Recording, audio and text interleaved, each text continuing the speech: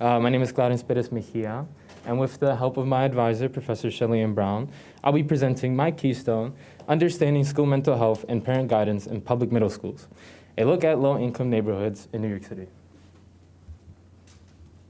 So this is a roadmap. This is how my presentation will go. I'll be discussing my rationale, go into my context, my methods, my main findings, my takeaways, limitations, and then ultimately what comes next, my next steps.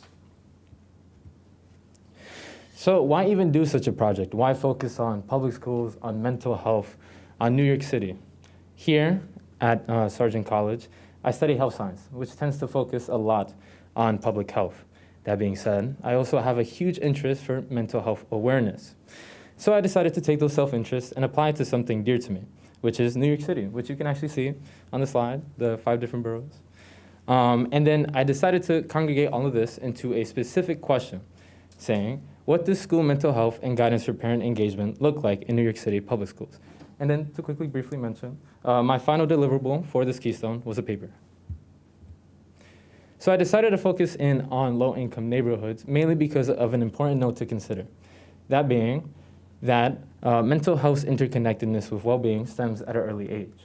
So what that essentially means is that external factors around us when we're younger can very much impact our mental well-being as we get older. So, for example, individuals who experience high levels of stress at younger ages are more likely to incur mental health challenges long-term as they get older. For students in low-income neighborhoods often face with multiple disparities in different areas of social determinants of health, including financial stability, access to healthcare, access to education. This likelihood increases. I decided to then focus on adolescents, specifically early adolescence, mainly because it coincides with the age range, 10 to 14, for middle school students. It's also important to note that parents are essential stakeholders within school mental health. Research even shows that children are more likely to benefit from interventions when parents are included. Some current known challenges include misconceptions about mental health, lack of knowledge on their child's risk, and some best practices include family feedback and involving parents in screenings and their implementation. So this is a brief overview of my Keystone process. I started off with a literature review, which included search terms such as adolescence and mental health, school mental health, best practices for parent engagement, and that provided me a lot of the contextual information to understand my Keystone. I proceeded on working with a publicly available data set provided by the New York City Department of Education called the 2020 and 2021 School Mental Health Service Coverage Data Set. I utilized R to filter for public middle schools in low-income neighborhoods, and then randomly selected 6 schools using a function in R. Then afterwards, using these 6 schools and their publicly available websites, such as their school websites or their respective mental health service websites, I searched for best practices for parent engagement while centering a lot on just parent engagement and school mental health. So going into my findings, you can actually see in Table 1, it's meant to be the summary of the filter for public middle schools in low-income neighborhoods from the data set. It resulted in 53 public middle schools from 1,025, summarized between boroughs and mental health service types. The most important thing to take away is that key boroughs such as Queens and Staten Island were excluded from the actual findings, and that the sample size was very small to actually do any analysis of. Oops. This was actually compiled using my literature review, which is the best practices for parent engagement. For the sake of organizing it, I decided to give each single best practice a code, and I won't go too deep into the entire list of best practices. However, it did help me identify best practices when looking at the 6 randomly selected schools, which is actually here. These are my main findings. It's a 6-school summary data table. I know there's a lot going on the data table. There's like a lot of information and a lot that we can discuss. But essentially, all it has is the school name, the school mental health service, the best practices present and missing.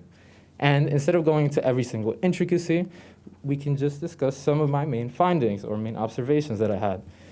The first one being the absence of family and student planning, or the family and student involvement in planning and implementing screenings among all 6 schools. I know you can only see 3 here, but they're missing among all 6 schools. And essentially, this best practice, what it means is an agency's ability to provide a more participatory role for parents in school mental health activities, in this case, screenings. The other most important observation is the presence of parent involvement in services among 4 out of the 6 schools. And again, you can only see 2, but yes.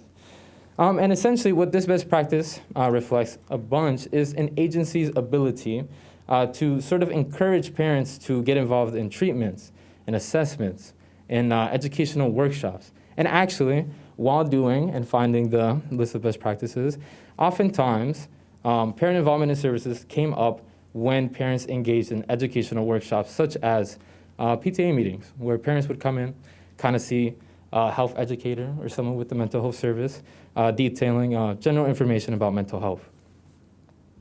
So what do all these main findings mean? So the first one, being from Table 1, is that there's insufficient information to reflect upon the designated population of public middle schools in low-income neighborhoods, essentially meaning that there's potential to update the data set provided by the New York City Department of Education and the need to collect more data to actually be able to understand these neighborhoods. And that the combination of family and student involvement in planning and implementing screening, along with parent involvement in services, suggests that parents act as receivers of information instead of active participants in school mental health. I will note, though, that there is a fine line meant to be established, especially in certain activities such as screening, because of student confidentiality and also out of respect for students. However, it doesn't avoid the fact that parents, as equal contributors in school mental health, sort of need this more participatory role as well. Just to cover briefly some of my limitations within the actual study, is that it was limited to only publicly online available sources.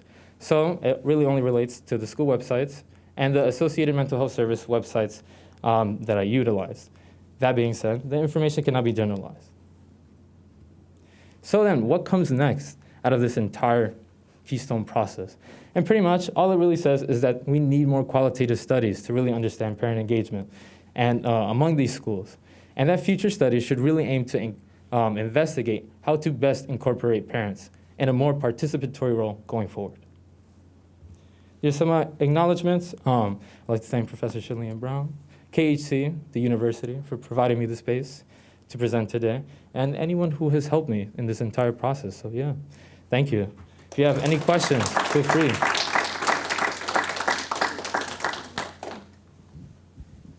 How did you evaluate which best practices to investigate in each of the schools you picked? So with the literature review, I compiled pretty much that list. One of the specific articles or scholarly articles that I utilized had a guide for agreed upon best practices to look for parent engagement specifically, and then I kind of just went about finding those within the publicly available sources. Yeah, so which of the best practices did you notice tended, I guess, to have the most effect in improving mental health, if you found any research on that? Interesting. Okay, so comprehensive family assessments is really key. And what that essentially means is that incorporating the entire family when doing any form of mental health assessment helps understand not only the household situation, but also the adolescent and kind of the framework going on with the parent as well. Yes?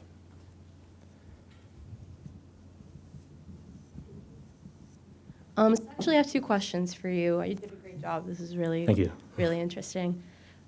So as far as stakeholders go, for the lack of parent involvement in the mental assessments for their kids, how much do you think that's attributed to the structure of public schools that we have presently, or directly in New York? And how do you think the fact that they were in low income, I believe you said that they were in low-income communities. Mm-hmm. How far do you think that also affects that outcome in terms of accessibility to time?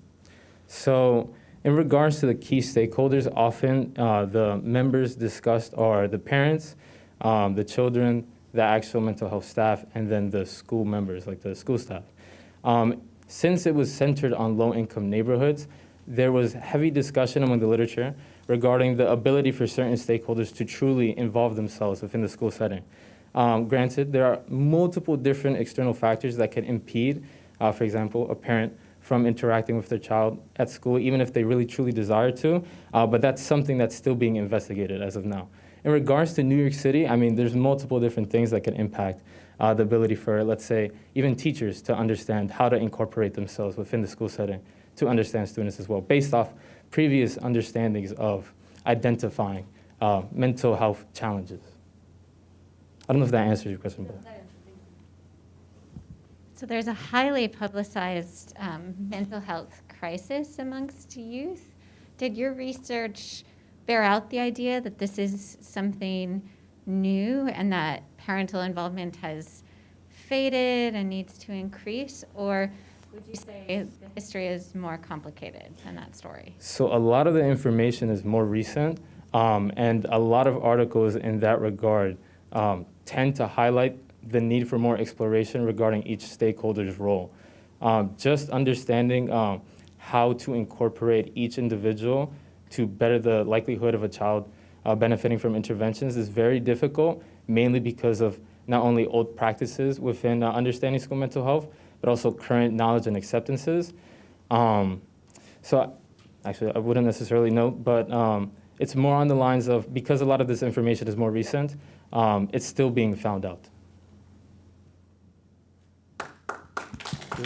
Thank you.